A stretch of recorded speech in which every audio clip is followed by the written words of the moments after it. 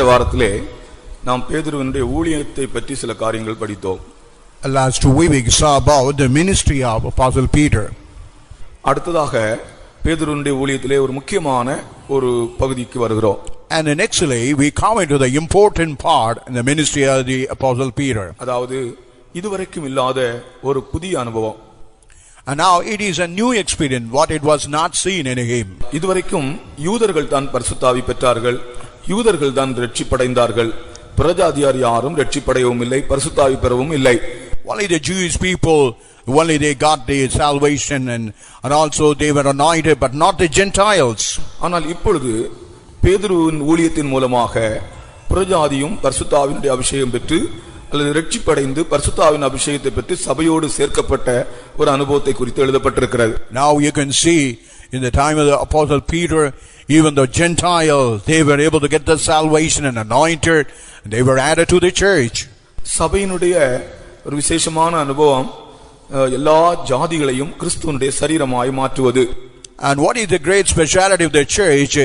Making all the nations and all the kindreds as glorious people. அது முதலாவது அந்த புறஜாதிகள் மத்தியிலே இந்த சுவிசேஷத்தோடு பேதுருவை தான் கர்த்தர் அனுப்புகிறார். One in the midst of the Gentile with this gospel, God is only sending Peter. அது எப்படி என்று சொல்லுகிறேன். But I want to tell in what a manner it is. அப்போஸ்தலர் 10ஆம் அதிகாரத்தில் வரும்போது, while you come into Acts of Apostle 10th chapter, செசரியாவிலே Italia பட்டாளத்தில் கொர்னலியு என்கிற ஒரு நூற்றுக்கு அதிபதி இருந்தான்.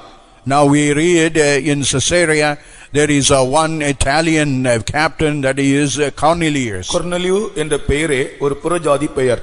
Even the name Cornelius, it's a Gentile name. இவன் ஒரு பக்தியுள்ள புறஜாதியானாக இருந்தான். And he was a very devout Gentile. இவன் செசரியா பட்டணத்திலே இத்தாலியா பட்டாளத்தில் இவன் வேலை செய்தான். And he was working in the city of Caesarea in the Italian band. இவனுடைய வீட்டை சுற்றிலும் அநேக யூதர்கள் குடியிருந்தார்கள். Around his house many Jewish people were dwelling in those days. யூதர்கள் வழக்கமாக ஜெபிப்பது இந்த கொர்னலியு அதை கண்டான். And even Cornelius has watched how the Jewish people habitually how they made prayers. தொழுகையிலே முஸ்லிம்களை விட யூதர்கள் தான் மிகவும் வைராக்கியமாக இருப்பார்கள். Even in the matter of worship, the Jewish people will be much zealous than the Muslims. இப்பொழுது பாருங்கள், முஸ்லிம்கள் ஒரு காலையிலே மத்தியானம் சாயங்காலம் எல்லாம் அவர்கள் நமாஸ் பண்ணுறாங்க பாருங்க. இதை விட யூதர்கள் அதில் மிகவும் ஒழுங்காக வைராக்கியமாக இருப்பார்கள். Now you can find the Muslims morning, afternoon and evening and making that worship very regularly in such a way. The Jewish people also will be zealous in making those worship. இவர்களுடைய அந்த வழக்கமான ஒழுங்கான ஜெபத்தை கண்ட கொர்னலியு தானும் ஜெபிக்கிறவனாக மாறினான். When he had seen those habitual, the systematic prayer of those Jewish people, he also changed to be a praying man. அப்படிதான் இவன் ஜெபிக்கிறவனாக மாறி இருப்பான் என்று நான் நினைக்கிறேன். And I think only in that way you might have learned how he became a prayerful man. கொர்னலியு ஒருமுறை ஜெபித்துக் கொண்டிருந்தபோது கர்த்தருடைய தூதன் வந்து கொர்னலியுவினிடத்திலே சொன்னான், கொர்னலியுவே, உன் ஜெபங்களும் உன் தான தர்மங்களும் கர்த்தருடைய சமூகத்தில் வந்து எட்டி இருக்கிறது என்று சொன்னான். And while Cornelius was praying, even the angel appeared and said, "O Cornelius, in your prayer and alms, all the good things have reached the presence of God." கர்த்தருக்கு ஸ்தோத்திரம். Praise to the holy name. இவன் புறஜாதியாக இருந்தாலும் இவன் ஜெபிக்கிறவனாக காணப்பட்டான். Even though he was a Gentile, but he was a man of prayer. தேவன் யாருடைய ஜெபங்களையும் கேட்கிற தேவனாக இருக்கிறார். God is the Lord who is able to hear the prayers of anyone. கொர்னலியுவே, உன்னுடைய ஜெபங்களும் உன்னுடைய தான தர்மங்களும் கர்த்தர் சமூகத்தில் வந்து எட்டி இருக்கிறது. O Cornelius, your prayer, your alms, all have reached the presence of God. கொர்னலியு ஒரு ஜெபிக்கிறவன் மட்டுமல்ல, தான தர்மங்கள் செய்கிற ஒரு அன்புள்ள மனுஷனாகவும் இருந்தான். Cornelius not only a praying man, he was so liberal, having and giving alms to the poor. நாம் ஜெபிக்கிறவர்களாக இருக்க வேண்டும், தான தர்மங்கள் செய்கிறவர்களாகவும் இருக்க வேண்டும். And we had to be a praying people. At the same time, we must also give alms. சிலர் ஜெபிப்பார்கள், ஆனால் கொஞ்சம் ஒரு ஏழைகளுக்கு ஒரு சின்ன தர்மம் கூட செய்ய மாட்டார்கள். Some people will be praying even for a little alms they won't even do to the poor people. நாம் ஜெபிக்கவும் வேண்டும், தர்மங்களும் செய்ய வேண்டும். We have to pray at the same time. We must also give alms to the poor. நம்முடைய ஜெபங்களும் நம்முடைய தர்மங்களும் தேவ சமூகத்தில் போய் எட்டுகிறதாம். Even our prayer, even our alms all reach the presence of the Lord. தூதன் சொல்லுகிறான், Even the angel says, உன்னுடைய ஜெபங்களும் உன்னுடைய தர்மங்களும் தேவ சமூகத்தில் வந்து எட்டி இருக்கிறது. and your prayer, your alms on all reach the presence of God. கர்த்தருக்கு ஸ்தோத்திரம். Praise to the holy name. இப்பொழுது நீ என்ன செய்ய வேண்டும்? But now what you had to do, யோப்பா பட்டணத்திலே பேதுரு என்பவன் சீமோன் என்கிறவனுடைய வீட்டில் இருக்கிறான். now here in the city of Joppa, now the Peter is found in the house of Simon. அப்போஸ்தலனாகிய பேதுரு சீமோன் என்கிறவனுடைய வீட்டிலே யோப்பா பட்டணத்தில் இருக்கிறான். And even the city of Joppa, Apostle Peter is found in the house of Simon. நீ ஆள் அனுப்பி அவனை அழைத்து கொண்டு வா. You just send a person and bring him into this place. இது கொர்நேலியுவுக்கு ஆண்டவர் கொடுத்த தரிசனம். This is a vision God given to Cornelius. கர்த்தருக்கு ஸ்தோத்திரம். Praise to the holy name. அதே சமயத்திலே பேதுருவும் என்ன செய்து கொண்டிருக்கிறார் பாருங்கள். At the same time, you can see what Peter also doing in that place. லித்தாவிலும் யோப்பாவிலும் தன்னுடைய ஊழியங்களை முடித்த பின்பு, After finishing the Lydda and Joppa his ministry, சீமோனின் வீட்டில் பேதுரு ஜெபம் பண்ணி கொண்டிருந்தார். and Peter was praying in the house of Simon. அவ்வேளையில் பேதுரு இனிமேல் செய்ய வேண்டிய ஊழியத்தை குறித்து அவருக்கு ஒரு தரிசனம் உண்டாகிற்று. And now here Peter had a vision, the ministry what he must do after that. அங்கே கொர்நேலியு ஜெபித்துக் கொண்டிருந்தபோது கொர்நேலியுவினிடத்தில் தூதன் வந்து அவனுடைய ஜெபங்களும் தான தர்மங்களும் கேட்கப்பட்டது என்று சொன்னான். And even while Cornelius was praying in his house, the angel appeared and told that his prayer and alms had reached the presence of the Lord. அதே சமயத்தில் இங்கே பேதுரு ஜெபம் பண்ணி கொண்டிருக்கும்போது இங்கே அவனுக்கு கர்த்தர் ஒரு தரிசனம் கொடுக்கிறார். At the same time, while Peter was praying in this place, God had given a vision. தேவனுடைய ஜனங்கள் கொஞ்ச நேரம் கிடைத்தாலும் ஜெபிக்கிறவர்களாக இருக்க வேண்டும். Even the people of God, when they get a least time, even in that time they must be a praying people. Chellappa என்ற ஒரு brother எனக்கு தெரியும். I know one brother, Chellappa, ஒரு விசுவாசி. and he was a believer. ஏர் ஃபோர்ஸ்ல வேலை செய்துட்டு இருந்தார். And he was working in the Air Force. மத்தியான சாப்பாட்டுக்கு வருவார். And he would be coming for the afternoon for the lunch. மத்தியான சாப்பிட்டு முடித்து கொஞ்ச நேரம் இருக்கும். அந்த நேரத்துல உட்கார்ந்து முழங்கால்ல நின்று அந்நிய பாஷை பேசி ஜெபிச்சிட்டே இருப்பார். And after taking food in the afternoon, he would be having only a least time. Even in that, he will be kneeling down, filling in the Holy Spirit and speaking unknown tongue. ஜெபம் என்பது நம்மை விட்டு நீங்காத ஒரு அனுபவமாக இருக்க வேண்டும். Even prayer must be an experience which will never be removed from us. பொது இடங்களில் ஜெபிப்பார்கள், ஆனால் தனியே அவர்களுக்கு ஜெபிக்கிற ஒரு வழக்கம் இருக்காது. Some people in a common place they would be praying, but they don't have a personal prayer. தேவனுடைய மனுஷன் இப்படி சொல்லுகிறார், நாம் பொது இடங்களில் ஜெபிக்கிற ஜெபங்கள் நம்முடைய தனி ஜெபத்தின் தொடர்ச்சியாக இருக்க வேண்டும் என்று சொல்லுகிறார். Even one person says, whatever the common prayer we make in the open places, it must be the beginning of our personal prayer. சிலர் பொது இடங்களில் ஜெபிப்பார்கள், தனியே ஜெபிக்க மாட்டார்கள். பொது இடங்களில் நீ பண்ணுகிற ஜெபம் உன்னுடைய தனி ஜெபத்தின் தொடர்ச்சியாக இருக்க வேண்டும் என்று அவர் சொல்லுகிறார். And even whatever the prayer you make in the common place, even that should be the continuity of our personal prayer. அப்படிதான் அந்த Chellappa ஜெபிப்பார். Only that brother Chellappa would pray in that way. கொஞ்ச நேரம் கிடைத்தாலும் அவர் ஜெபம் பண்ணுவார். Even when he gets a little time, he will be praying with the Lord. பேதுருவை வரவழைப்பாயாக என்று சொல்லுகிறார். Here God was saying to Cornelius, just you send a person to bring that apostle Peter. பேதுருக்கு ஒரு தரிசனம் கொடுத்தார். But he had given a vision to Peter. அந்த தரிசனம் என்ன தெரியுமா? What was that vision, you know? நாலு முனைகளும் கட்டப்பட்ட ஒரு துப்பட்டி கூடு போல பரலோகத்திலிருந்து கீழே இறங்கி வந்தது. Now here we can find in the four corner being knit together, a vessel is something like descending down. நாலு பக்கமும் இறங்கி வந்தது. The four corner, a sheet of four corner being knit together and made as a vessel. In that form it was descending down. அதிலே சுத்தமும் அசுத்தமான பிராணிகள் இருந்தன. And even in that clean and unclean beasts were found. தரிசனத்தினுடைய தாற்பயம் என்ன? What is the inner meaning of this vision? இது யூதரையும் புறஜாதியாரையும் ஒன்றாக்கக்கூடிய தேவ சித்தத்தை காண்பிக்கிறது. It only speaks about reveal about the will of God uniting the Gentiles and the Jewish people. யூதர்களையும் புறஜாதிகளையும் ஒன்றாக்கக்கூடிய ஒரே சரீரமாக்கக்கூடிய தேவனுடைய மனதை காண்பிக்கிறது. It's only revealing about the mind of God uniting those Gentiles and Jewish people as a one body. இந்த வேளையிலே பேதுரு பசியாக இருந்தார். In that time, even Peter was so hungry. பேதுரு பசியாக இருந்தார் என்று எழுதப்பட்டிருக்கிறது. It was written that he was so hungry in that time. அது சாதாரண பசி அல்ல.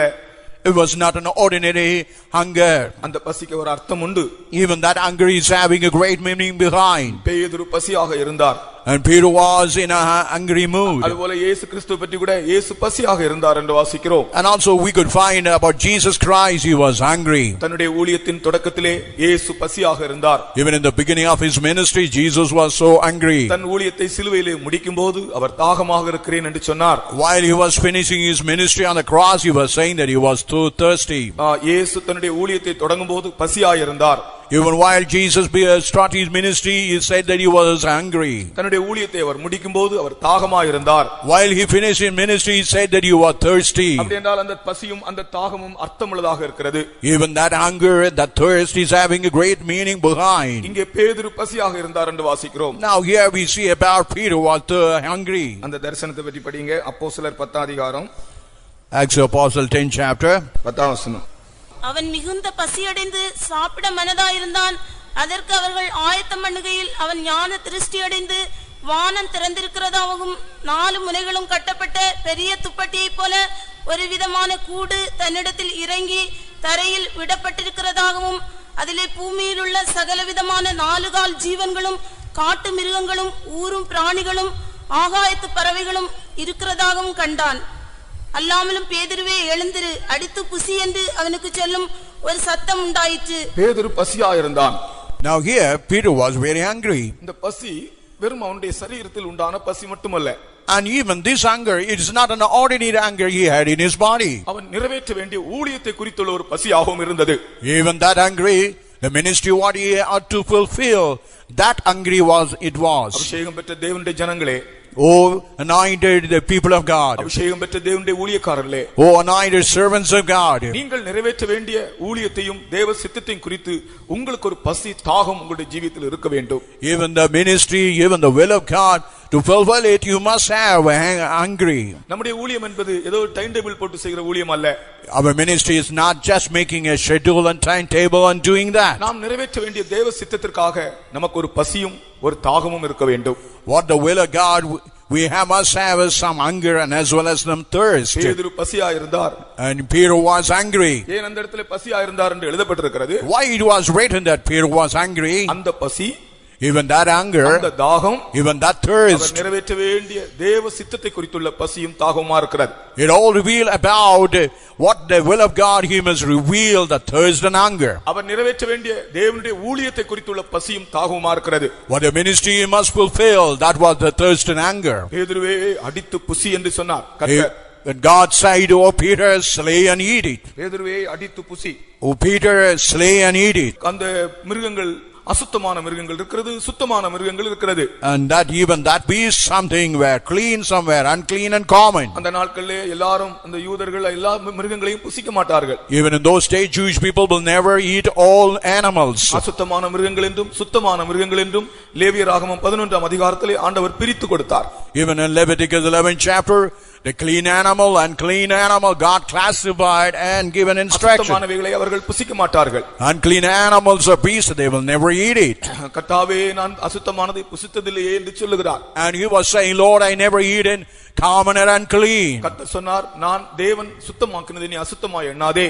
Whatever God had made clean, don't think it as unclean. அதனுடைய அர்த்தம் என்ன? What is the meaning behind? அந்த நாட்களிலே யூதர்கள் என்றும் புறஜாதியார் என்றும் பெரிய ஜாதி வித்தியாசம் இருந்தது. In those days, there was a great difference as a Jewish people, as a Gentiles. இந்தியாவிலும் கூட எத்தனையோ இடங்களிலே ஜாதி வித்தியாசங்கள் இருந்தன. Even in India, we had a lot of difference of castes. அதெல்லாம் கொஞ்சமாக மாறிவிட்டது. And all gradually all being wiped away. இப்பொழுது அங்கங்கே மறைவாக அந்த ஜாதி வித்தியாசங்கள் இருக்கின்றன. And there hidden you can find the difference of caste is working out. அந்த ஜாதி வித்தியாசம் என்பது தேவனுடைய மனதுக்கு விரோதமான ஒரு காரியம். Even that caste difference, it is something against the mind of God. ஜாதி வித்தியாசம் என்பது ஊழியத்திற்கு விரோதமான ஒரு காரியம். And even the difference of caste, it is something against the ministry. தேவ சித்தத்துக்கு விரோதமான ஒரு காரியம். It is something against the will of God. இன்னும் சில இடங்களிலே ஜாதி வித்தியாசங்கள் இருக்கின்றன. Even today we can find a lot of differences of caste in certain places. அதெல்லாம் வருந்தத்தக்கதா இருக்கிறது. And those even are something very sorrowful. கர்த்தர் அதை மாற்றும்படி தான் இந்த தரிசனத்தை கொடுக்கிறார். Only to change those things God is giving vision. இந்த கூடு எதை காண்பிக்கிறது? What this vessel is referring here. அதிலே 2 அர்த்தங்கள் உண்டு. And here you find about 2 meanings. ஒன்று, நாம் ஞானஸ்நானத்தில் எந்த ஜாதியா இருந்தாலும் எந்த பாஷைக்காரனா இருந்தாலும் ஞானஸ்நானத்தில் அவருடைய மரணத்தின் சாயலில் இணைக்கப்படுகிறோம். And the baptism, whatever the caste, whatever the difference, we and joined with his likeness of death. இரண்டாவது பரிசுத்த ஆவியின் அபிஷேகத்தில் அவருடைய ஒரே சரீரமாக நாம் மாறுகிறோம். And secondly, by the anointing of the Holy Spirit, we all made as a one body. அவருடைய சரீரமாகிய சபையோடு இணைக்கப்படுகிறோம். And we have been united with the one body, the church. இந்த கூடின் அர்த்தம் என்ன? What is the meaning of this vessel? ஒன்று, அது ஞானஸ்நானத்தில் நாம் கிறிஸ்துவின் மரணத்தோடு இணைக்கப்படுகிறோம். Through baptism, we join along with the death of Christ. யூதனானாலும் கிரேக்கனானாலும் அடிமையானாலும் சுயாதீனனானாலும் ஆணானாலும் பெண்ணானாலும், whether male or female or Greek or Jew, whether free or bond or united. எல்லாரும் அவருடைய மரணத்தின் சாயலில் இணைக்கப்படுகிறோம் ஞானஸ்நானம் எடுக்கும்போது. When we take baptism, we have been united with the image of death. வித்தியாசம் இல்லை. There is no differences at all. அந்த ஞானஸ்நானத்தின் உபதேசம் நம்மை பரிசுத்தமாக்குகிறது. Even the doctrine of baptism only make us a holy people. ஞானஸ்நானத்தின் உபதேசம் நம்மை பரிசுத்தமாக்குகிறது. Even the doctrine of baptism is sanctify us. ஞானஸ்நானத்தில் ஜாதி கிடையாது. Even in baptism there is no change of casteism. இன்ன ஜாதிக்கு தான் ஞானஸ்நானம் என்று கிடையாது. There is no that particular group of people will have baptism. மானவர்களே, நான் பேசுகிற காரியம் ஒரு சாதாரண விஷயம் அல்ல. அந்த நாட்களிலே இப்படிப்பட்ட பயங்கரமான பிரிவினை இருந்தது. அந்த பிரிவினையை அகற்றி ஒன்றாக்குகிறதான ஒரு தரிசனத்தை தான் பேதுருவுக்கு கர்த்தர் கொடுக்கிறார். அந்த ஊழியத்தை குறித்துள்ள தரிசனத்தை தான் பேதுருக்கு வெளிப்படுத்துகிறார். In those days there was a great division, only to unite them, to amalgamate them. God was giving such a vision to unite them in the ministry. ஒரு யூதன் ஒரு புறஜாதியானுடைய வீட்டிலே தண்ணீர் குடிக்க கூடாது.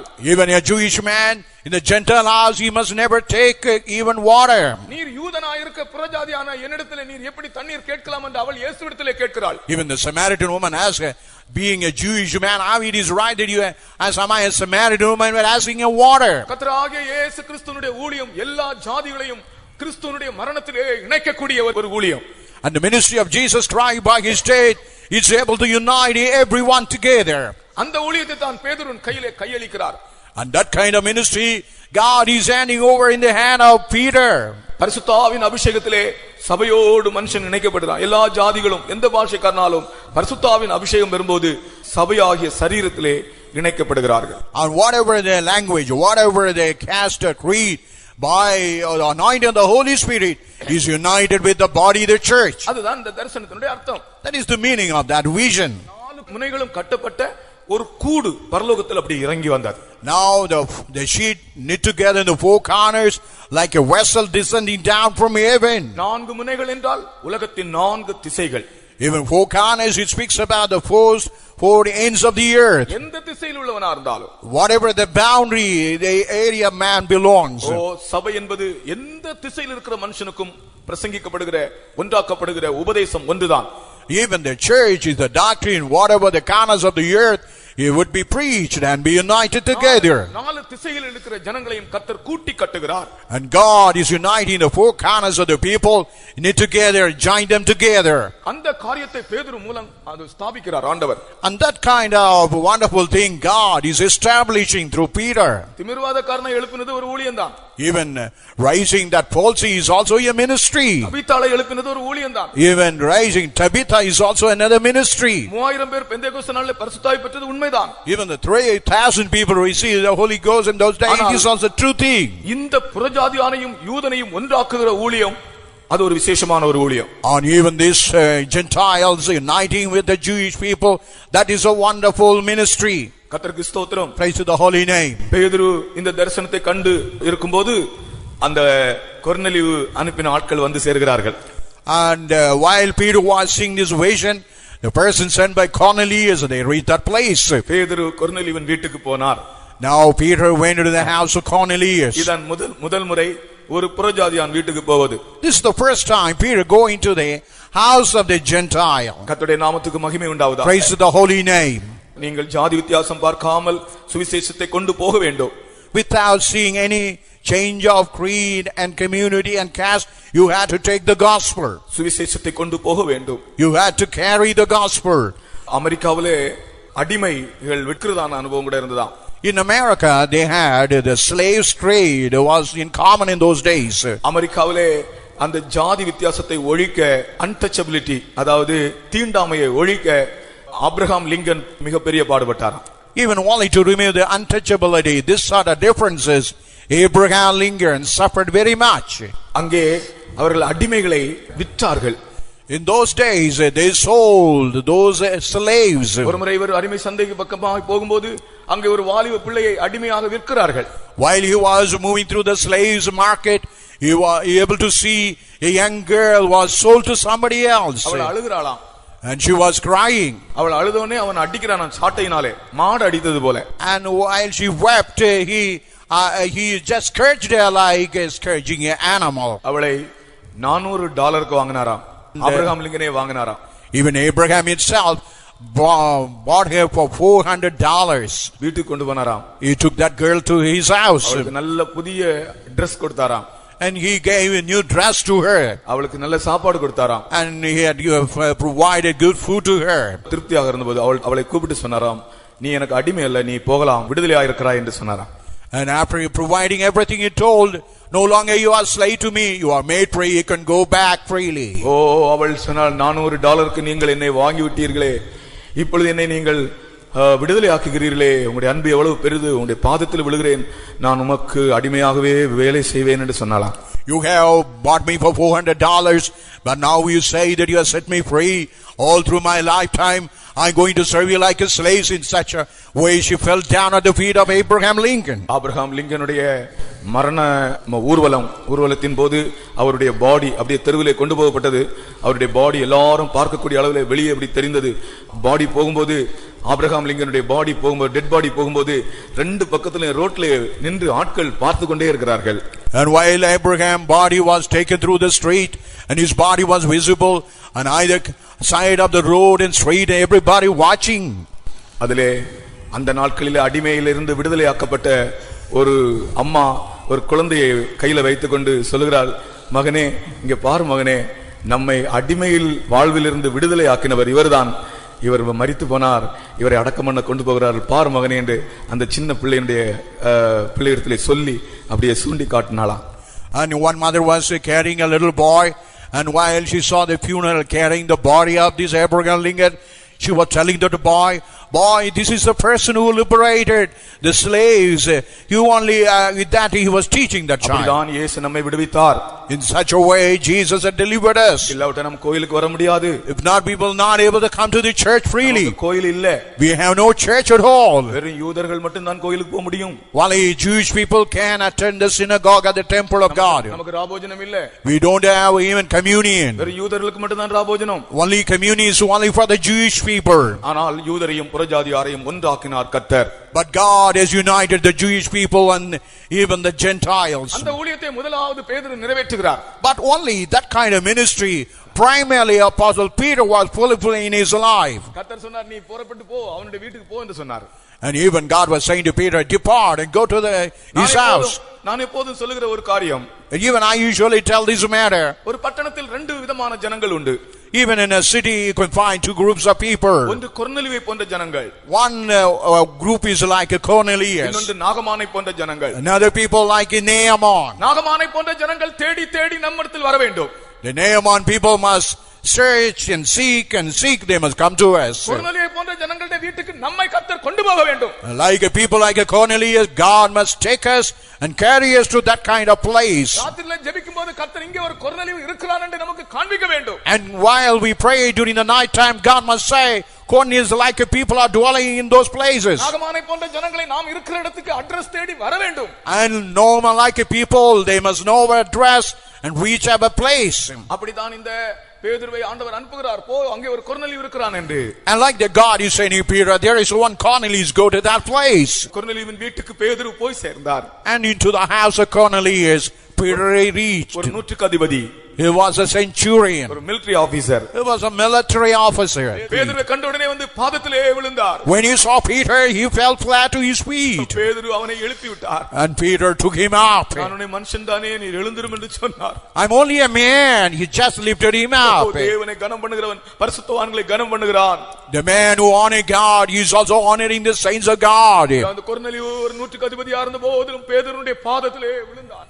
And even Cornelius was a centurion, but even then he fell at the feet of the Peter. அவ்வளவு ஒரு தெய்வ பயமுள்ள மனுஷன். Such a fearful, God-fearing man was that Cornelius. நமக்கு வாயை திறந்து ஒரு ஸ்தோத்திரம் பண்றதுக்கே நமக்கு ரொம்ப கஷ்டப்படுறோம். Even opening a mouth and praise God, we take it uneasy. ஒரு பரிசுத்தவானை காணும்போது நீங்கள் இருதயத்தின் ஆழத்திலிருந்து ஸ்தோத்திரம் சொல்ல வேண்டும். When you see a saint of God from the depth of our heart, you must greet those saints. ஆமென். அவன் அவ்வளவு தெய்வ பயமுள்ளவனாக இருந்தான். And he was such a God-fearing man. பேதுரு கொர்நேலியுவின் வீட்டிலே போன உடனே பேசின சுவிசேஷத்தின் வார்த்தை என்ன தெரியுமா? தேவன் பட்சபாதம் உள்ளவர் அல்ல. While Peter entered into the house of Cornelius, what was the first talking now? God is of respect of no person. எவ்வளவு அருமையான ஒரு சுவிசேஷம். What a beautiful gospel it was. பேதுருவின் வாயில் வந்த சுவிசேஷம். That was the gospel which came out of the mouth of Peter. அப்போஸ்தலர் 10 அதிகாரம் 34 35 வசனங்களை அதை படிக்கிறோம். We read in Acts Apostle 10 verses 34 and 35. அப்பொழுது பேதுரு பேசத் தொடங்கி, தேவன் பட்சபாதம் உள்ளவர் அல்ல என்றும் எந்த ஜனத்திலாயினும் அவருக்கு பயந்திருந்து நீதியை செய்கிறவன் எவனோ அவனே அவருக்கு உகந்தவன் என்றும் நிச்சயமாய் அறிந்திருக்கிறேன். அவர் சொன்ன சுவிசேஷம் தேவன் பட்சபாதம் உள்ளவர் அல்ல. The gospel is God, no respecter of person. பட்சபாதம் இல்லாத ஒரு தேவனை பற்றி அவர் சுவிசேஷம் அறிவித்தார். And he was proclaiming the gospel where God is having no partiality. நான் இன்றைக்கு உங்களுக்கு ஒரு 6-7 இடத்திலே தேவன் பட்சபாதம் உள்ளவர் அல்ல என்று எழுதப்பட்டிருப்பதை சொல்லுகிறேன். And I'm going to tell us 6 or 7 places where it is said God is no respecter of person. முதலாவது உபாகமம் 10 அதிகாரம் 17 வசனத்திலே தேவன் பட்சபாதம் உள்ளவர் அல்ல. Deuteronomy 10 chapter verse 17 is said God is no respecter of person. இரண்டாவது அப்போஸ்தலர் நடவடிக்கைகளில் எங்கே நாம் இப்பொழுது வாசித்த 10 அதிகாரம் 34 35 வசனங்களிலே தேவன் பட்சபாதம் உள்ளவர் அல்ல.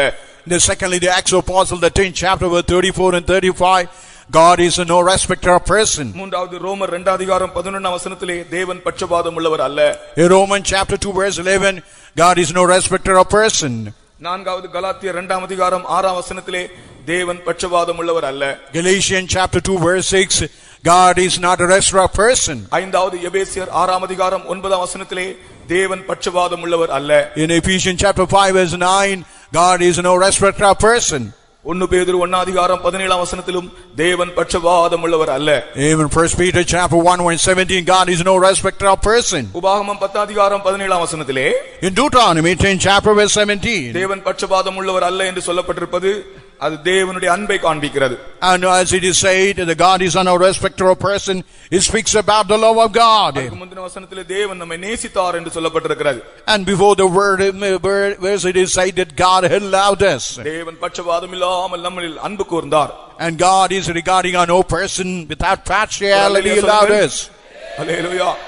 தேவன் நம்மில் அன்பு கூர்ந்தது அவருடைய பட்சபாதம் இல்லாத அனுபவம். And as God loved because it was an experience without partiality. இரண்டாவது அப்போஸ்தலர் 10 அதிகாரம் 34 35 வசனத்திலே இப்பொழுது வாசித்தது அவருடைய ஆசீர்வாதம். அவர் பட்சபாதம் இல்லாமல் தன்னை விசுவாசிக்கிறவர்களை ஆசீர்வதிக்கிற தேவனாக இருக்கிறார். And even in the Acts 10 34 35 regarding the blessings, the Lord is of no respecter of person. ரோமர் 2 அதிகாரம் 11 வசனத்திலே தேவன் பட்சபாதம் உள்ளவர் அல்ல, அது நியாய தீர்ப்பை குறித்த விஷயம். In Romans chapter 2, 2nd chapter verse 11, he speaks about the God is no respecter of person. It's only a matter related to judgment. தேவன் நியாயம் தீர்க்கிறவராய் இருக்கிறார், அதிலே பட்சபாதம் இல்லை. God is a judging God. He had no respecter of person. கலாத்தியர் 2 அதிகாரம் 6 வசனத்திலே தேவன் பட்சபாதம் உள்ளவர் அல்ல என்று சொல்லப்பட்டிருப்பது உபதேசத்தை சம்பந்தப்பட்ட விஷயம்.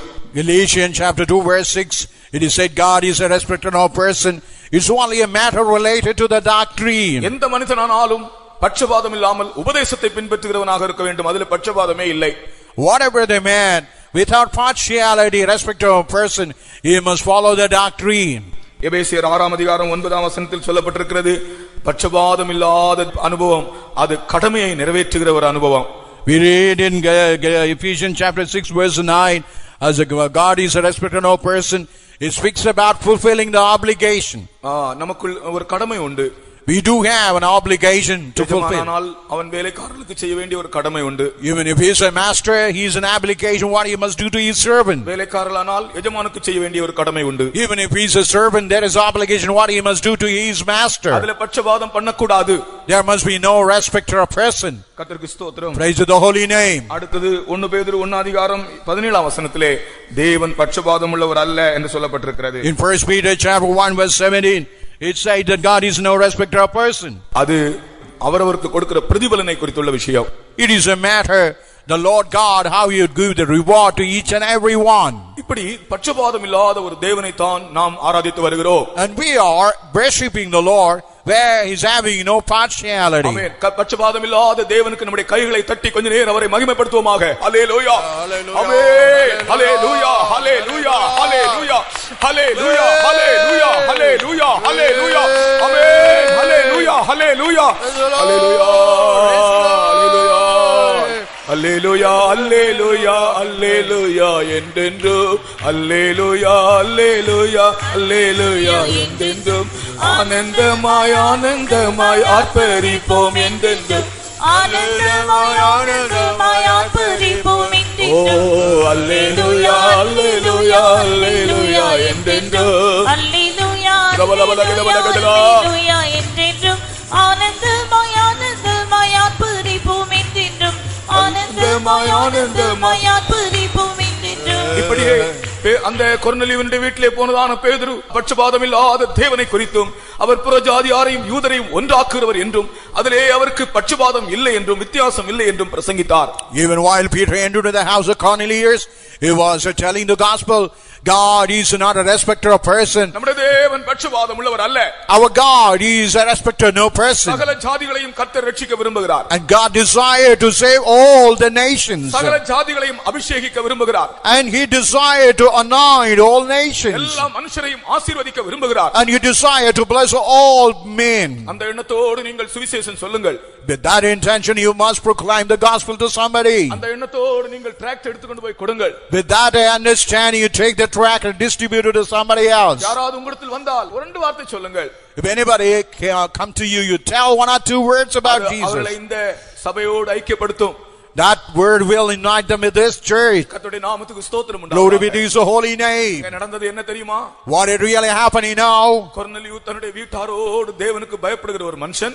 And Cornelius, along with his house, he was a God-fearing man. தன்னுடைய வீட்டார் மட்டுமல்ல, Not only his household, தன்னுடைய சிநேகிதர்கள், even all his friends. தன்னுடைய சம்பந்தப்பட்ட தனக்கு தெரிந்த ஆட்கள் எல்லாரோடும் அவன் பேதுருக்காக காத்து கொண்டிருந்தான். With all acquaintance, with all known person, he was waiting for Peter. எவ்வளவு ஆத்தும பாரம், How the burden of his soul. எவ்வளவு ஆத்தும தாகம், How much he is having the thirst for soul. தான் பெற்றுக்கொள்கிற ஆசீர்வாதத்தை அவர்களும் பெற்றுக்கொள்ள வேண்டும் என்று அவன் விரும்பினான். What the blessing I received, you want that somebody must also receive that. பேதுரு பேசிக் கொண்டிருக்கும் போதே பரிசுத்த ஆவியானவர் அவர்கள் மேல் ஊற்றப்பட்டார். While Peter was speaking, the Holy Spirit was poured upon them. கொர்நேலியுவின் வீட்டில் பரிசுத்த ஆவி ஊற்றப்பட்டது. Even in the house of Cornelius, the Holy Spirit was poured. தனிப்பட்ட வீடுகளிலும் பரிசுத்த ஆவியானவர் ஊற்றப்படுகிறார் என்று அந்த காரியம் வெளிப்பட்டது. Even in the matter was revealed in the respective houses, even the Holy Spirit being poured. பட்சபாதம் இல்லாத தேவன் யூதர்களை அபிஷேகித்தது போல புறஜாதிகளையும் அபிஷேகித்தார். The Lord, no respecter of person who had anointed the Jewish people, even in anointed these Gentiles. அதுதான் முதல் முறை புறஜாதியார் பரிசுத்த ஆவி பெற்ற சந்தர்ப்பம். That is the first instance where the Gentile primarily received the anointing of the Holy Spirit. இந்த கொர்நேலியுவை புறஜாதிகளின் முதற்பலன் என்று சொல்லலாம்.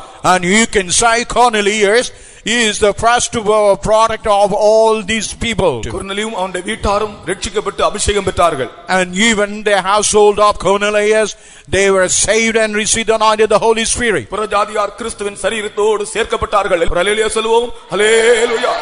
இது தேவனுடைய மனதில் இருந்த ஒரு காரியம். That was found in the mind of God.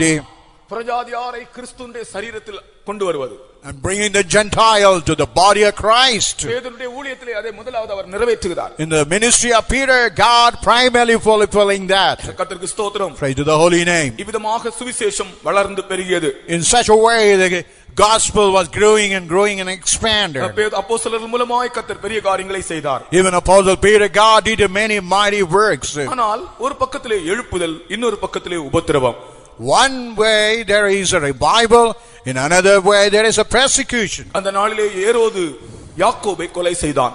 In the time, Herod is slain James. பட்டயத்தினால் கொலை செய்தான். With the sword, he is slain him. இவன் பேதுருவையும் கொலை செய்ய வேண்டும் என்று தேடினான். And he was seeking occasion to kill Peter. ஏனென்றால் அது ஒரு சரித்திரபூர்வமாய் சொல்லப்படுகிற ஒரு காரியம். It is something which was said and historically. ராஜாவினுடைய வைப்பாட்டிகள் 4 பேர் பேதுருவின் சுவிசேஷத்தால் மனம் திரும்பினார்களாம். Even all the 4 concubines of the king by the gospel of Peter, they'll all be converted. இது அவர்களுக்கு மிகுந்த வைராக்கியத்தை ஏற்படுத்தியது. Only this has brought about great zealousness with that Herod. பேதுருவையும் கொலை செய்ய வேண்டும் என்று சிறைச்சாலையில் அடைத்து வைத்தான். And he just imprisoned him in prison so that he might be killed. அதற்கு காரணம் சொல்லப்பட்டிருக்கிறது. And the reason have been stated in that way. 12ஆம் அதிகாரத்திலே யூதரை பிரியப்படுத்தும்படி அவன் பேதுருவை சிறைச்சாலையில் அடைத்தான்.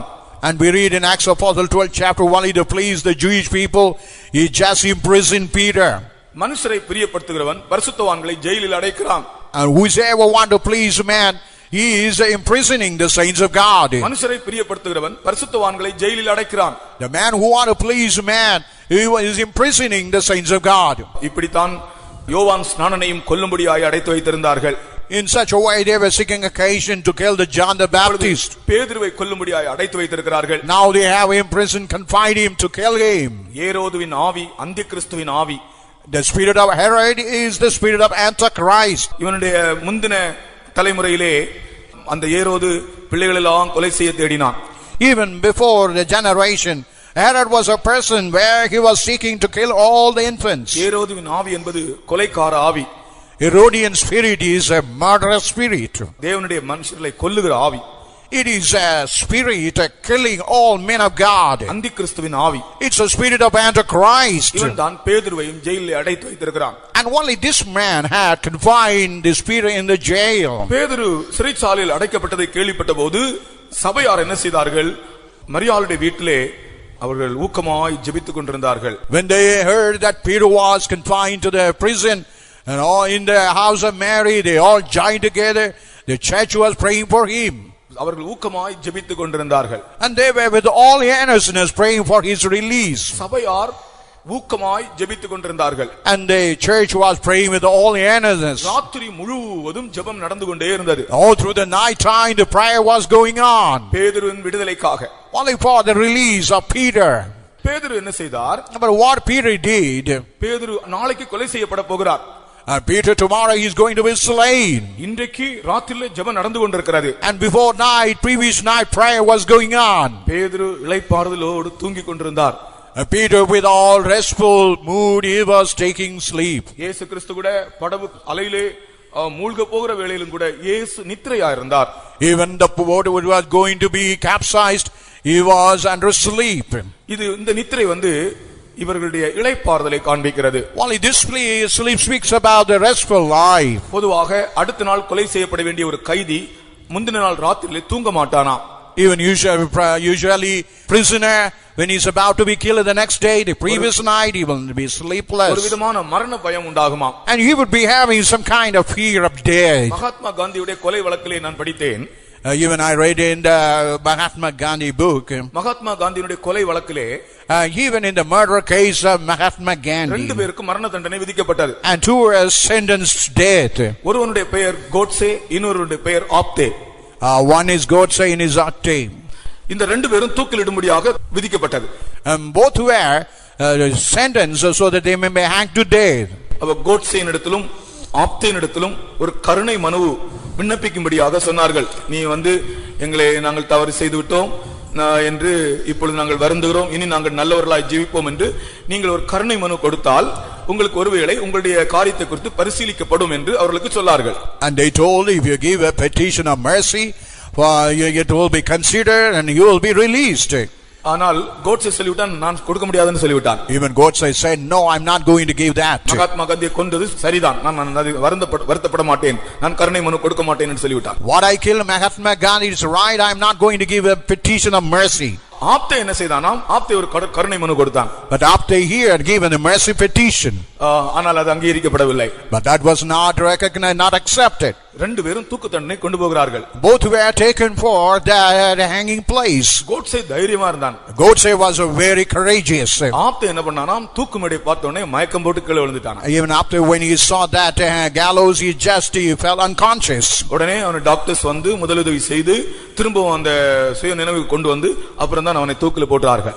Even the doctor came and regained his consciousness. After that only they hang him to death. ஒரு மரண பயம் எந்த மனுஷனுக்கும் இதயத்தில் இருக்கும். Even the fear of death, what kind of man he will have in the depth of his heart. அவ தூக்கம் வராது. He will never have a sleep. நாளைக்கு மரிக்க வேண்டியதான ஆள், கொலை செய்யப்பட வேண்டிய ஆளுக்கு இன்றைக்கு ராத்திரி தூக்கம் வராது. The next day where he must be hanged, the previous night he will never have a sleep. ஆனால் மரணத்தை ஜெயித்தார் பேதுரு அப்போஸ்தலன்.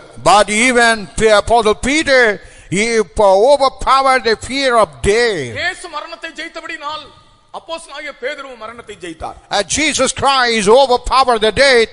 Even Apostle Peter also overpowered the fear of death. அவருக்கு மரண பயம் இல்லை. He had no fear of death at all. ஆகையால் தான் முந்தின நாள் ராத்திரி இளைப்பாறுதலோடு தூங்கினார். And that's why the previous night with all restful mood he was taking rest. கர்த்தருக்கு ஸ்தோத்திரம். Praise to the holy name. கர்த்தர் என்ன செய்தார்? But what God did to him? ஒரு தூதனை அனுப்பினார். God was sending an angel. ஒரு தூதன் போய் அவரை தட்டி எழுப்பினார். பேதுரு எழுந்திரு. And the angel appeared and knocked him. பேதுருவே நீ எழுந்திரு. Oh Peter, you rise up. ஒரு தூதன் போய் அவரை தட்டி எழுப்பி கொண்டு வருகிறார். And one angel appeared, knocked him and raised him up and brought out. பேதுரு சொப்பனம் காண்கிறது போல தான் நினைக்கிறார். And Peter thinking as if he was seeing a dream. முதலாம் காவலையும் இரண்டாம் காவலையும் கடந்து இரும்பு கதவும் அவர்களுக்காய் திறக்கப்பட்டது. Even they passed the first guard, the second guard, they came to the iron gate. Even the iron gate also was opening before them. ஜெயிலுக்குள்ள போயிருக்கீங்களா? ஜெயிலுக்குள்ள முதலாவது ஒரு இரும்பு கேட் இருக்கும். இங்க இருந்து போகும்போது முதலாவது ஒரு பெரிய இரும்பு கதவு இருக்கும், கேட். அதை தாண்டி போனா இன்னொரு கதவு, அதை தாண்டி போனா இன்னொரு கதவு, அதை தாண்டி போனா தான் உள்ள போக முடியும். And if you go to the jail, you can find the big iron gate, the first gate, then the second and the third like that. உள்ள இருந்து வெளியே வரும்போது, and while you come from inner to out, முதலாம் காவலையும் இரண்டாம் காவலையும் கடந்து இரும்பு கதவு பக்கத்துல வந்தோம்னா இரும்பு கதவு இவங்களுக்கு தானாய் திறந்துட்டதா. While you pass the first guard, the second guard, when you came to that big iron gate, that iron gate automatically opened. ஹல்லேலூயா. பெங்களூர்ல இந்த ஷாப்பிங் சென்டருக்கு போனா சில கடைகள்ல, பெரிய கடைகள்ல கிளாஸ் டோர், நல்ல திக் கிளாஸ்ல டோர் போட்டுறாங்க. அது நீங்க அப்படி போன உடனே பக்கத்துல போன உடனே அது பக்கத்துல ஒரு சர்டன் டிஸ்டன்ஸ் வந்த உடனே even if we Bangalore, if we go to a shop, they will have a big glass pans of doors. When you go near, automatically that automatic opening door will opening. அது மதுரையில இருக்கணுமா தெரியல. முதல் முறை நான் அந்த கடைக்கு ஒரு சாமான் வாங்க போனேன். And first of all, I don't know whether in Madurai, but in Bangalore, I went there to get something. முதலாவது இன்ட்ரோ듀ce பண்ணிக்கிறாங்க அந்த door. First of all, they have introduced that sort of a door. என்னோட கூட வந்துதான் brother சொன்னாரு, நம்ம பக்கத்துல போனோம்னா அந்த கதவு திறக்கும் பாருங்க. When you go closer, it automatically will open. நாங்க பக்கத்துல போனோம்னா அந்த கதவு, பெரிய கதவு, கிளாஸ் டோர் அப்படியே திறந்தது. When I went near, the big glass door opened. பேதுருடைய ஞாபகம் வந்தது. But only I remembered about Peter. நான் தான் பேதுரு மாதிரி நினைச்சிட்டேன். I remember as I am like a Peter. திரும்ப கொஞ்ச நேரம் பின்னால வந்துட்டு திரும்பி ஒரு தடவை கூட வந்தேன். Again I went back and again went near that big door.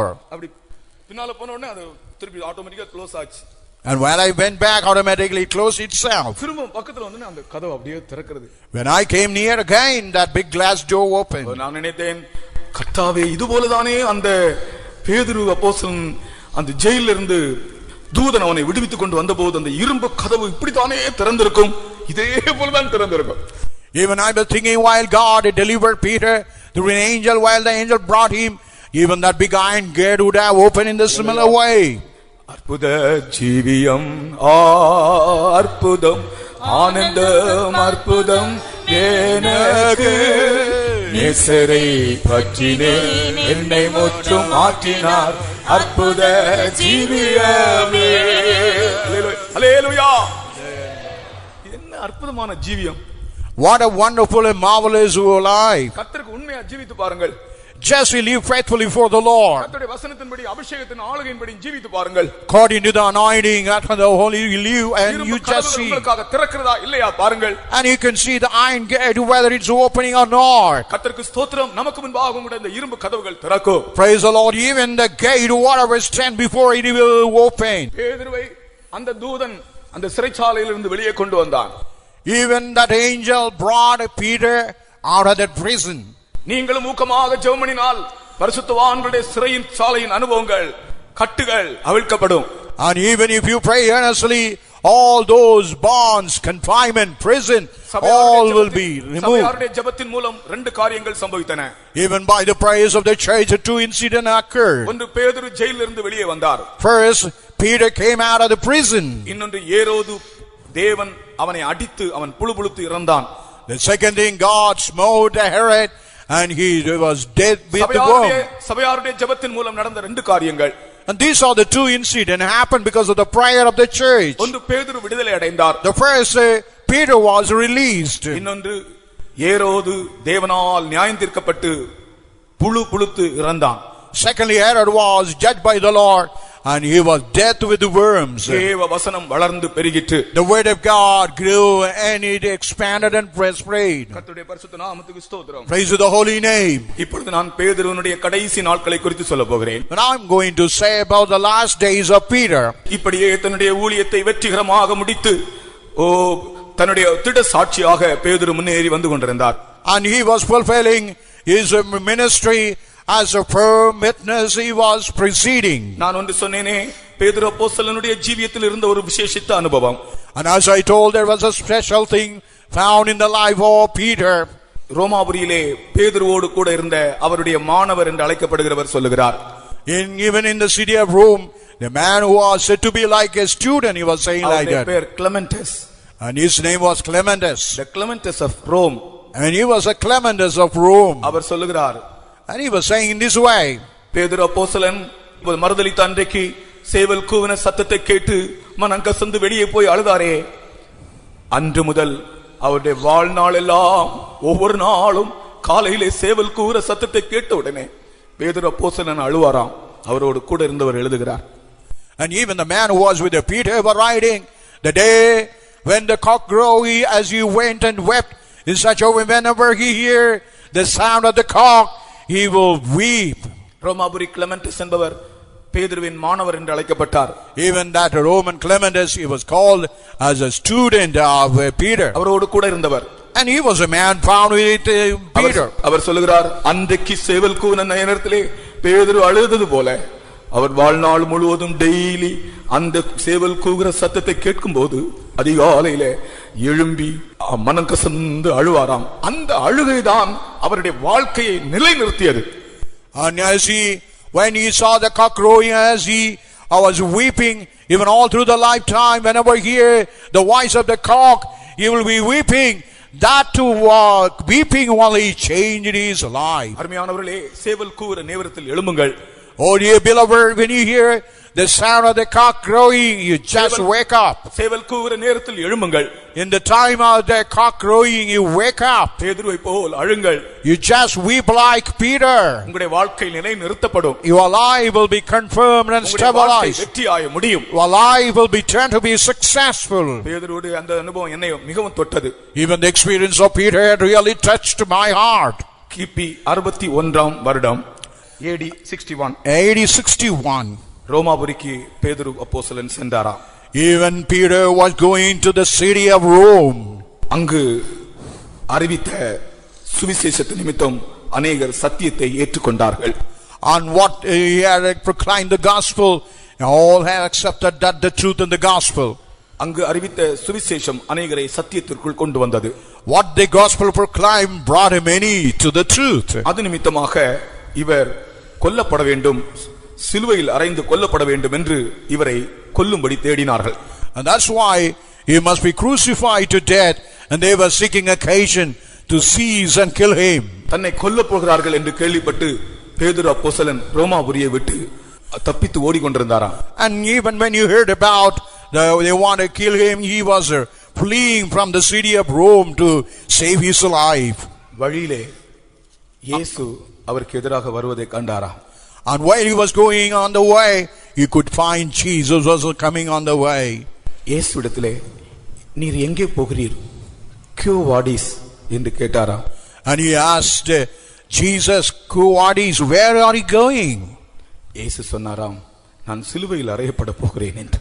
Jesus said, "I am going to be crucified on the cross." நீர் சிலுவையில் அறையப்பட்டீரே, மீண்டுமாய் நீர் ஏன் சிலுவையில் அறையப்பட வேண்டும் என்று கேட்டாராம். He asked, "Already you have been crucified. Why do you want to be crucified again?" கர்த்தருடைய ஆவியானவர் பேதுருவின் மனதை திடப்படுத்தினார். Even the Spirit of the Lord strengthened the heart of Peter. பயந்து ஓடுவதை விட்டு திரும்ப ரோமாபுரிக்கே போனாராம். And as he was fleeing with the fear, again he turned back to the city of Rome. ரோமாபுரியிலே இவரை பிடித்து சிலுவையில் அறையப்படி கொண்டு போனார்கள். And even in Rome they seized him and took him to be crucified. அப்பொழுதுதான் அவரிடத்திலே சொன்னார், என்னுடைய நேசர் இயேசு சிலுவையில் அறையப்பட்டது போல நான் அறையப்பட தகுதி இல்லை, என்னை தலைகீழாக அறையுங்கள் என்று சொன்னார். As my beloved Jesus, as you are crucified in such a way, I'm not worthy to be crucified. So crucify me up and down. அப்படியே இவரை தலைகீழாக சிலுவையில் அறைந்தார்கள். According to his request, they crucified him up and down on the cross. கர்த்தருக்கு ஸ்தோத்திரம். Praise to the holy name. தன்னுடைய வாழ்க்கையை வெற்றிகரமாக முடித்தார். And he had finished his life successfully, victoriously. எப்படிப்பட்ட மனிதனை எப்படிப்பட்ட சாட்சியாக ஆண்டவர் மாற்றினார் பாருங்கள். What kind of man, how God has made him as a firm witness for him. எந்த மனிதனையும் கிறிஸ்து இயேசுவுக்குள் தேறினவனாய் நிறுத்துகிற அவருடைய வல்லமை. The power which can present any man as a perfect in Christ Jesus. அப்போஸ்தலனாகிய பேதுரு வெற்றிகரமாய் தன் ஓட்டத்தை முடித்தார். Apostle Peter victoriously he ended his course in life. தலைகீழாக சிலுவையில் அறையப்பட்டார். Up and down he was crucified on the cross. கர்த்தருக்கு ஸ்தோத்திரம். Praise to the holy name. நம்மை ஒப்புக்கொடுப்போமாக. Let's all surrender ourselves. பேதுரு அப்போஸ்தலனுக்கு ஜெயம் தந்த இயேசு, Jesus who had given victory to Apostle Peter. பேதுரு அப்போஸ்தலனின் ஊழியத்தை ஆசீர்வதித்த இயேசு, The Jesus who had blessed the ministry of Apostle Peter. நம் ஜீவியத்தையும் ஊழியத்தையும் ஆசீர்வதிக்க வல்லவராக இருக்கிறார். And he is powerful and capable to bless our life in the ministry. ஆமென். அதற்கெல்லாம் மூல காரணம், And all the root cause for all those things. சேவல் கூவுகிற நேரத்திலே எழும்புங்கள். On the time when you hear the cock crow, you wake up. சேவல் கூவுகிற நேரத்தில் எழும்பி மனம் கசந்து அழுங்கள். In the time the cock crowing, with all weeping, with the bitterness of soul, you cry unto the Lord. உங்கள் வாழ்க்கை நிலை நிற்கும். Your life will be stabilized. நீங்கள் சோதனையை ஜெயிப்பீர்கள். And you will overpower the temptations. வெற்றிகரமான ஒரு மரணத்தை காண்பீர்கள். And you will able to see a victorious day. எப்படிப்பட்ட பேதுரு எப்படிப்பட்டதான வீரனாய் மாறினார் பாருங்க. What kind of Peter, how he became a hero for faith, for dying. என் பின்னே வா, Follow after me. நான் உன்னை மனுஷரை பிடிக்கிறவனாக்குவேன் என்று அழைத்த இயேசு, The Jesus who called him saying, I will make you fishers of men. உண்மை உள்ளவராக பேதுருவோடு கடைசி வரைக்கும் கூட இருந்தார். As a faithful God, even to the end, God remained with him. உன்னை அழைத்தவர் உண்மை உள்ளவர். Even the Lord who called you is a faithful God. நீ உலகத்தை பாராதே, You need not look into the world. நீ மனுஷரை பாராதே, Don't look into men. உனக்கு வருகிற சிறு சிறு கஷ்டங்களை பாராதே, Don't look into trifle thing, whatever occurring in your life. நிந்தைகளை அவமானங்களை பாராதே. Don't look at all the reproaches and humiliations. கர்த்தர் உன்னை பலப்படுத்துகிறார். The Lord God is a strengthening உன்னை God. கடைசி வரைக்கும் நிலைநிறுத்துவார். And even to the end, He will establish you. அவர் பயந்து ஓடினாலும் ஆண்டவர் அவருக்கு சொன்ன வார்த்தை நிறைவேறியது. Even though he was fleeing with the fear, what the word told about him was exactly fulfilled in his life. நீ முதிர் வயதுள்ளவன் ஆகும்போது While you became old, உன் கைகளை நீட்டுவாய், you will stretch forth your hand. வேறொருவன் உன் அறையை கட்டி Somebody will gird you a lion. உனக்கு விருப்பமில்லாத இடத்துக்கு உன்னை கொண்டு போவான். Yeah, they will take you to the unpleasing place. அருமையான தேவனுடைய பிள்ளையே, Oh dear child of God, நம்முடைய ஜீவியத்திலும் ஊழியத்திலும் இந்த அனுபவம் உண்டு. நாம் விருப்பமில்லாத இடத்துக்கு ஆண்டவர் நம்மை கொண்டு போகிற அனுபவம். even in our life in the ministry where we never decide, in that place He will take us. நாம் எதிர்பார்க்கிற அனுபவங்களுக்கு எல்லாம் ஆப்போசிட்டாகவே வரும். Whatever we expect, everything may occur to the opposite way. அங்கேதான் நம்முடைய வெற்றிகரமான முடிவு காணப்படும். And there you can find a victorious end. இன்ன மரணத்தினால் தேவனை மகிமைப்படுத்த போகிறான் என்பதை குறித்து இயேசு சொன்னார். even by this type of death, how he's going to glorify God. பேதுரு அதை நினைத்தார். Even Peter remembered about that திரும்பி word. ரோமாபுரிக்கு போனார். And he went back again to Romans என்னை city. சிலுவையில் அறையுங்கள் என்று சொன்னார். He told voluntarily, you crucify me. என்னை சிலுவையில் அறையுங்கள் என்று சொன்னார். You crucify me. தலைகளாக அறையுங்கள் என்று சொன்னார். He told, crucify me up and down. கர்த்தர் சித்தம் நம்மை நிறைவேறும்படி ஒப்புக்கொடுப்போமாக. And let us surrender so that the will of God be fulfilled in our life. பேதுரு தன்னுடைய வெற்றிகரமான ஊழியத்தை முடித்து கடைசியில தன்னை கொல்ல போகிறார்கள், சிலுவையில் அறைய போகிறார்கள் என்று கேள்விப்பட்டு கடைசி நேரத்தில் ஒரு சின்ன பயம், ரோமாபுரியை விட்டு ஓடுகிறார். ஆனால் ரோமாபுரியில் தான் அவருக்கு அபிஷேகம். ரோமாபுரி பட்டணத்தை விட்டு வெளியே ஓடினால் அபிஷேகம் இல்லை. உன்னை கர்த்தர் எங்க இருக்க சொல்கிறாரோ அங்குதான் உனக்கு அபிஷேகம், அங்குதான் உனக்கு தைரியம், அங்கேதான் உனக்கு வெற்றி, அங்கேதான் உனக்கு பிசாசின் மேல் ஜெயம். அலா கரபா கதுரபா கஷிதபா கதபலா கதுரா கரபா திரா கியாலபா இகா துரா ஷிதப் திரா டிபி ஆதிராலபா அடரே